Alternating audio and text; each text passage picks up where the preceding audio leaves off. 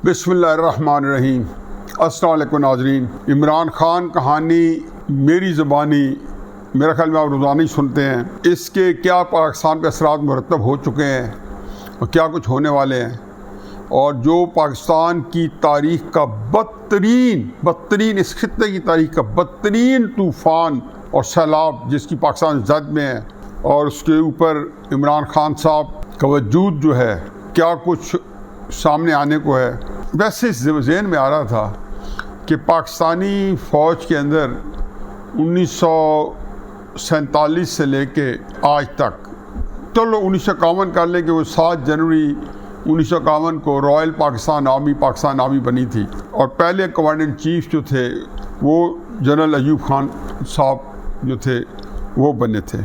जितने commander in chief आए हैं, जनरल बाजवा साहब जो आप चीफ ऑफ आर्मी स्टाफ कहलाते हैं, और इसके अलावा भी बड़े बेशुमार सैकड़ों जर्नैल जो हैं हमने पैदा किए हैं। तो मैं देख रहा था कि इस फ़ौज ने जंगें भी बहुत लड़ी हैं। जंग नहीं होती, मसा आज का सैलाब है तो उसमें फ़ौज बहुत बड़ा किरदार अदा कर रही है। मुझे पूरे पाकिस्तानी फ़ौज के सपा सलारों में एक जनरल नहीं है जो कि हीरो के तौर पर इस पाकिस्तानी कौम के अंदर रच बस किया हो और जिसके ऊपर कॉन्सेंसस हो। आल्दो जनरल जवाहर हक साहब की जंग में अगर कोई आम हालात होते और कुछ सियासी हुकूमत होती और यही कारनामा जनरल जवाहर हक साहब सर अंजाम देते तो यकीन जाने कि जनरल जवाहर हक साहब के मजलिस में होते। लेकिन वो भी बदकिस्मती से, चूँकि सियासी शिकस्त व रीख के अंदर हम पड़े हुए थे और अफराद तफरीद थी सियासी तौर पर, तो जो उनके सियासी मुखालिफ धड़ा था उन्होंने उसके बाद उनको हुकूमत भी मिली और इस ज़ोर शोर से मिली कि उन्हें जवाहर हक का नाम जो है वो शजर ममनुआ के तौर पे, जुमला गैर मुतरज़ा के तौर पे पाकिस्तान में रह गया। बारह मेरा कहने का मकसद यह है कि ये अजीब वाक़या नहीं है कि जहाँ हमने इतने सैकड़ों दर्जनों जर्नैल पैदा किए हों, 3-4 बड़ी जंगें लड़ चुकी हों, छोटी छोटी कई जंगें लड़ चुकी हों, दहशतगर्दी के खिलाफ बहुत बड़ी जंग लड़ चुकी हों, 65 की जंग, कैम्प करने की जंग, 1971 की जंग, कारगिल की जंग, लेकिन हमारा कोई जनरल जो है वो हीरो नहीं बन सका। आप ये देखें कि जितने कम अज़ कम कमांडर इन चीफ आए हैं, बाकी तो चूँकि नाम ही पैदा नहीं कर सकते, कमांडर इन चीफ हमारे मुल्क में अपना पूरा नाम पैदा करके जाते हैं और बहुत ही मशहूर हो जाते हैं। एक कमांडर इन चीफ नहीं जिसको पाकिस्तान के अंदर तारीख़ की किताबों में याद रखा जाए या उसके बारे में अच्छे कलमात कहे जाए। तो ये एक अजीब वाक़या, मैं सोच के बड़ा हैरान हुआ कि यार इतनी बड़ी फ़ौज है, इतनी ज़बरदस्त फ़ौज है, तो ये क्या वाक़या क्या है? क्या ये वो लोग जो जनरल राहील साहब हों या जनरल कानी साहब हों या जनरल मुशर्रफ साहब हों या उससे पहले जनरल जहांगीर करामत हों, उससे पहले वहीद काकड़ साहब हों, उससे पहले आसिफ नवाज जंजुआ साहब हों, उससे पहले जनरल असलम बेग साहब हों, जनरल जवाहर हक साहब हों, जनरल मूसा साहब हों, एक लामतनाई सिलसिला, मैं नाम लेता जाऊँ तो कोई भी ऐसा नहीं है कि वहाँ बहुत सारे लोगों को नाम ही मालूम होता होगा हमारी नस्ल में। मैं तो खैर इससे पीछे भी जा सकता हूँ, थोड़े जर्नैल आए इतने अरसे में, क्योंकि 3-4 जर्नैल जो थे वो 10-10 साल रहे और 2 जो जर्नैल हैं वो 6-6 साल, बाजवा साहब 6 साल अभी स्टिल गोइंग।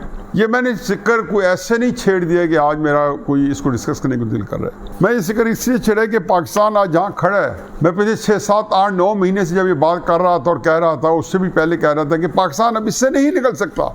तो बहुत सारे लोग जो हैं इस पर मेरे साथ तो बहसे पड़ जाते थे।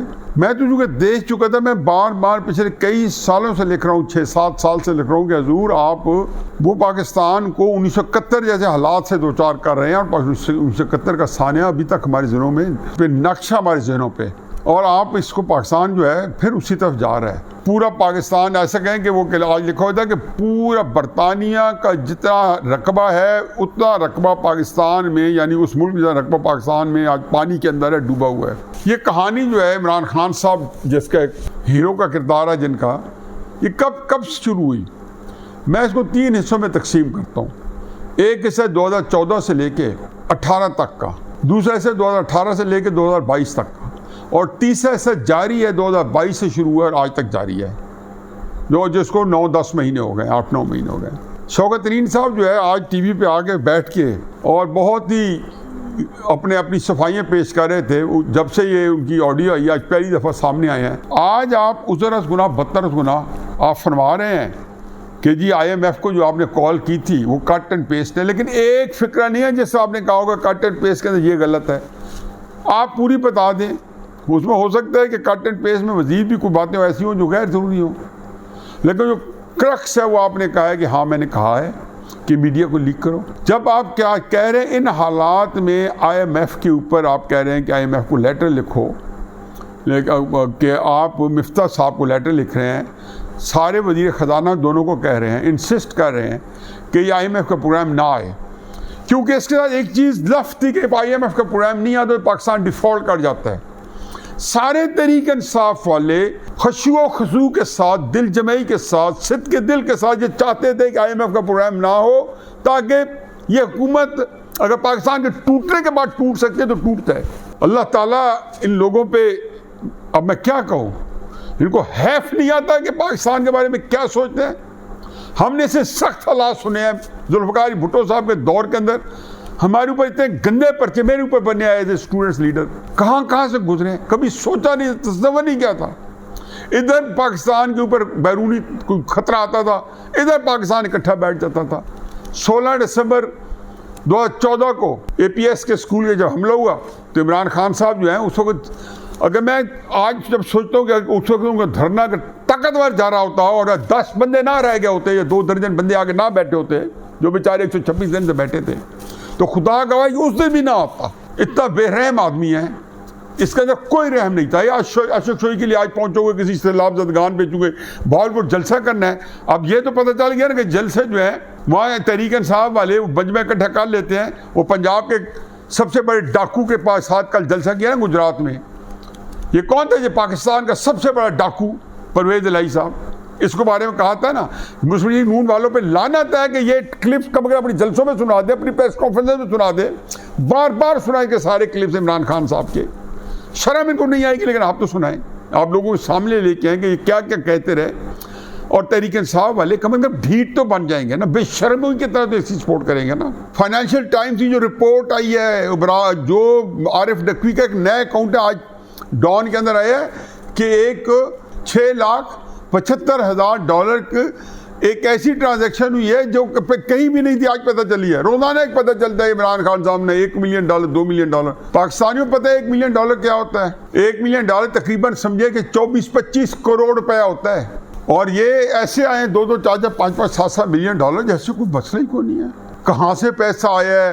आपने चैरिटी से इकट्ठा किया है, आपने आगे सियासत चलाई है। IMF ने कहा है कि इमरान खान साहब की 3.5 साल की हुकूमत और IMF प्रोग्राम के ऊपर नाअमल करना और धोखा देने का और सारी चीज़ों की खिलाफवर्जी करने से आज पाकिस्तान इस नतीजे पहुंचा है कि पाकिस्तान का चलना मुहाल हो गया है। सब ने ये बताया कि इसकी जिम्मेदार ये 7-8 महीने की हुकूमत नहीं है, 6 महीने वाली हुकूमत नहीं है, 5 महीने वाली सही इसकी जिम्मेदार ये 5 महीने वाली हुकूमत नहीं है। 3.5 साल के अंदर जो कुछ वायदात की IMF कहता है, जिसके रेफरेंस देता है ना, IMF ने कहा है। और ये मत भूलेंगे IMF का जो ये मुआहदा ये इन्होंने नहीं किया, ये इसकी 7वीं और 8वीं जो जायजा रिपोर्ट है, जो किस्त है, वो इन्होंने लिया है। पहली 6 जायजा रिपोर्टें किस्सें इमरान खान को मिल चुकी हैं। इमरान खान साहब को अच्छी तरह पता इलेक्शन ही मिलेंगे। वो जिस मार पे, इसी मार पे है कि उनका ख्याल है कि अगर आप पाकिस्तान से मैंने बदला ना लिया तो पाकिस्तान का बड़ा कसूर किया तो ये फिर कभी मौका नहीं मिलेगा। मिफ्ता इस्माइल ने एक बड़ी खूबसूरत बात की आज, उन्होंने आज फिर प्रेस कॉन्फ्रेंस की है। मिफ्ता बहुत अच्छी बातें कर रहे हैं। मिफ्ता साहब ने कहा है कि हुजूर आप पाकिस्तान को आज़ादी बाद में दिलाएं, पहले रियाज मलिक साहब बहरिया वाले से आज़ादी तो ले लें, जिनके 5-5 कैरेट, और वो कहते हैं ये तो बड़ी मामूली सी चीज़ है, 5 कैरेट और के जो है हीरा और ये जेवरात और 450 कनाल ज़मीन, कहते हैं उससे तो आज़ादी ले लें। बाकी बातें बात की ये बात करते हैं। अब मैं जो सिंपल ये बात करना चाहता हूँ कि ये इसका कसूरवार कौन है। हकीकत यह है कि इसका कसूरवार सिर्फ और सिर्फ हमारी एस्टेब्लिशमेंट है। ये सारा पीरियड जो है ये 3 हिस्सों में तकसीम है। 3 हिस्सों के अंदर एक चीज़ कॉमन है, पाकिस्तान को तबाह करके, इकॉनमी को तितर बितर करके, सियासत में इस्तेकाम ला के 2018 में 2014 से शुरू हुए सियासत रियासत बचाओ और 2018 में इमरान खान साहब को उठाया। आप तो पॉपुलर थे, महकमा ज़राअत क्यों एक्टिव हुआ, दानियाल निहाल सारे क्यों नाअहल हुए, महकमा ज़राअत क्यों आया, हनीफ अब्बासी को क्यों रात अंधेरे आपने उसको जो है उसके कागजात नामजदगी मुस्तरद करवाए, ये सारे काम क्यों किए? अगर इसलिए कि आपको पता था कि वो इलेक्शन जो है नवाज शरीफ साहब ने सारे मसाइल और सारे रुकावटों के बावजूद चूम के लेना था, लेकिन इसका जिम्मेदार इमरान है नहीं। हमारी एस्टेब्लिशमेंट है। ज़ाहिर अच्छी सोच थी। कैजुअलिटी क्या हुई? सी पैक बंद हो गया। अल्हम्दुलिल्लाह देखते देखते अभी 2018 में 30 मई को मुस्लिम लीग की हुकूमत ख़त्म हुई, 1 जून का जो सूरज चढ़ा उसमें सी पैक नहीं था। फिर इमरान खान साहब के बाद आगे बाकायदा उसका रस्मी ऐलान हुआ। रज़ाक दाऊद साहब ने, असद उमर साहब ने सारा जाएगा, वाशिंगटन DC जाएगा। वो आज़ादी वाले, ये आज़ादी चाहते हैं। लॉबिंग भी अमेरिका में हो रही है। डोनाल्ड लू के पास पहुंचे हुए हैं, ख़त लिख के मदद की है कि इमरान खान साहब, एक नया रिवाज है, दिन को एस्टेब्लिशमेंट को गालियाँ, रात को उनके बूट पॉलिश। कह रहे हैं जी शबाशी बूट पॉलिश करता रहे। मान गया मैं बूट पॉलिश कर रहा होता, कर रहा है शबाशी।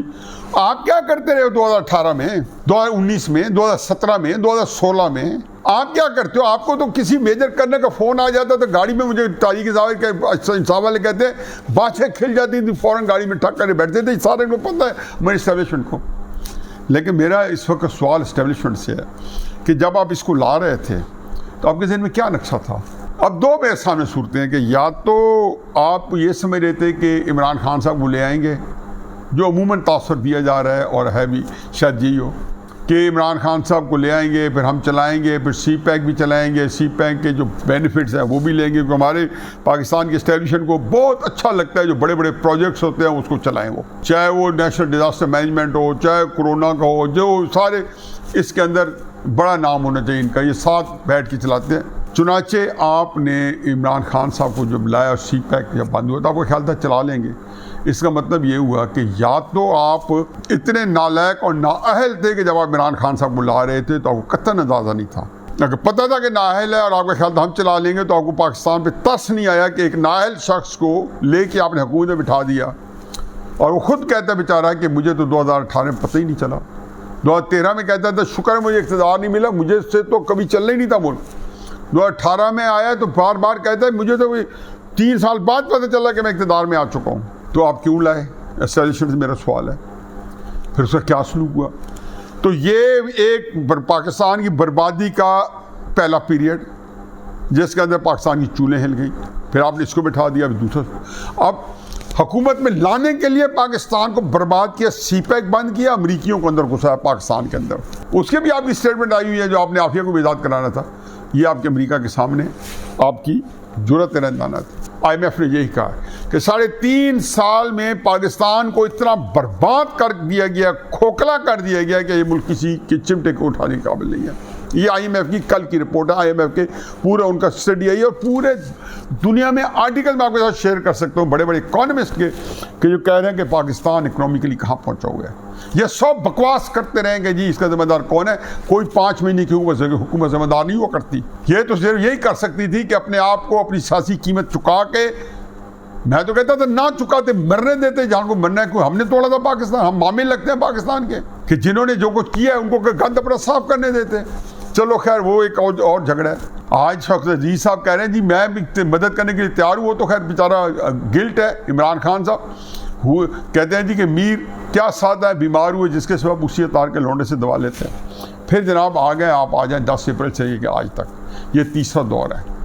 इसके अंदर फिर इमरान खान साहब जो कुछ हो रहा है, टेलीफोन झगड़ा से और मौसम लगारी से शौकत तरीन की टेलीफोन कॉल हो, या अमेरिका को गालियाँ दे के, लोगों को गालियाँ दे के और पाकिस्तान की जो सफारतकारी को तबाह बर्बाद करके, इकॉनमी को तबाह बर्बाद कर, ये इसके एक और तरीक़ेकार है कि जलसे जुलूस इतना करो कि गदर का माहौल पैदा हो जाए। वो तो अल्लाह का लाख लाख शुक्र है लोग नहीं निकलते। फिर क्या मैं इस्लामाबाद पे जलगार करूँगा, चढ़ाई करूँगा। आपने 25 मई को क्या किया था? उतने बंदे फिर ले आओगे, देन उसे डबल ले आओगे। मैं कहता हूँ इसको आने दें, उसको तो कल लाओ, बुलाओ इसको तब पता चल जाएगा अपनी औकात का। ये जलसे जो कर रहा है, ये सारी जलसों की औकात मैं जानता हूँ। मैं तो शर्म नहीं आती हमारे परवेज़ इलाही साहब को और इनको कि आपको कितनी वो कहता रहा। खुद को आप बता रहे हैं कि जी हमें गालियाँ देता है, हमें बुरा भला कहता है, हमें चोर समझता है, हमारे ऊपर नैप चढ़ाई हुई है। लेकिन इंसान जो होता है ना, बस अल्लाह ताला माफ़ करेगी, जब गिरने पे आए तो उसकी कोई हद नहीं होती। ये सारे लोग गिर चुके हैं एक दूसरे के ऊपर। क्या आप पॉपुलर हो गए हो? आपने ये 5 अगस्त 2019 को कश्मीर का फतह आपने किया जो पाकिस्तान से कश्मीर ले लिया गया था।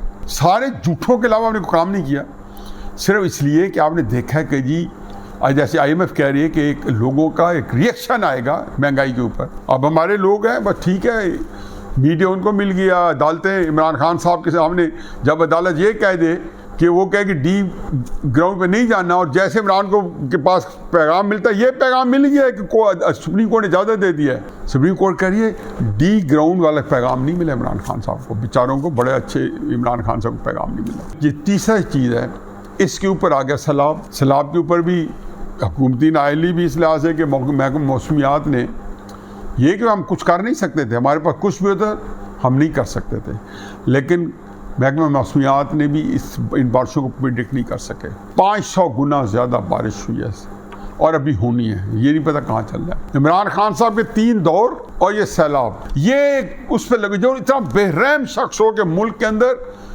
बिका का माहौल है, लेकिन टेलीविजन स्टेशन इसलिए ऑक्यूपाइड है कि इमरान खान साहब को शर्म नहीं आती। मैं तो कहता हूँ हमारी अदालतों को कुछ शर्म करनी चाहिए और इसी तकरीरों में बैन लगानी चाहिए, सैलाब के लिए लगानी चाहिए।